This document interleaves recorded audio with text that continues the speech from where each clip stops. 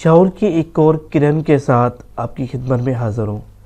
ناظرین، شیخ سعدی ایک روایت پیش کرتے ہیں کہ ایران کے ایک شہر میں ایک پہلوان تھا۔ اس کی اتنی شہرت تھی کہ کوئی بھی شخص یا کوئی بھی پہلوان اس کے مقابلے میں نہیں آتا تھا، کیونکہ جب بھی مقابلے میں آتا تو وہ اسے چت کر کے ہمیشہ جیت جاتا۔ ایک دفعہ ایسا ہوا کہ ایک دبلے پتلے شخص نے مقابلے کا اعلان کیا، اور جب مقابلہ شروع ہوا تو دبلا پتلا شخص اپنی مہارت کی وجہ سے، وہ تیر اندازی میں بہت ماہر تھا، اس کے پاس کچھ ایسے گر تھے جس وجہ سے اس نے اس پہلوان کو چت کر دیا اور جیت گیا۔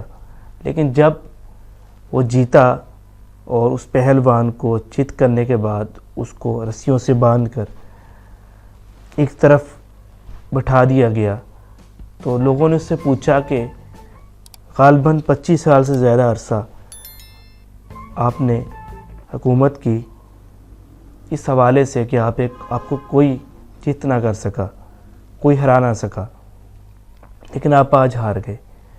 تو اس کی آنکھوں میں آنسو تھے، اس کے لبوں پہ الفاظ تھے کہ تقدیر ہمیشہ ایک جیسی نہیں رہتی۔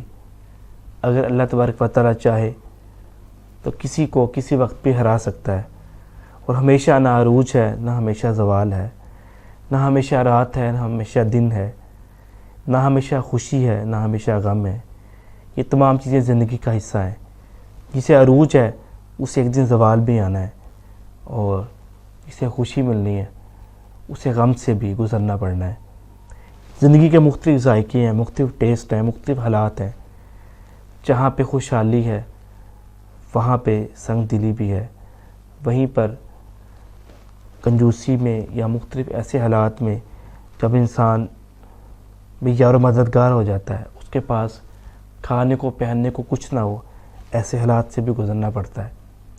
تو خوش قسمت انسان وہی ہے جو جن بھی حالات میں رہے، جس بھی ماحول میں رہے، اللہ تبارک و تعالیٰ کا شکر ادا کرے۔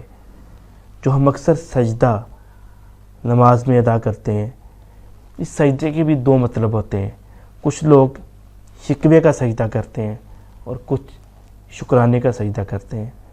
اس لیے اقبال نے کہا تھا، ایک سجدہ جسے تو گراں سمجھتا ہے، 1000 سجدے سے دیتا ہے آدمی کو نجات۔ تو ایک سجدے سے مراد وہ شکر کا سجدہ تھا، وہ کیفیات سے بھرپور اللہ کی نعمتوں کے احساس کا سجدہ تھا۔ کاش ہم سب کو وہ نصیب ہو جائے اور ہمیں اپنی زندگی بدلنے میں اس سے مدد مل سکے۔ اجازت دیجیے، اللہ حافظ۔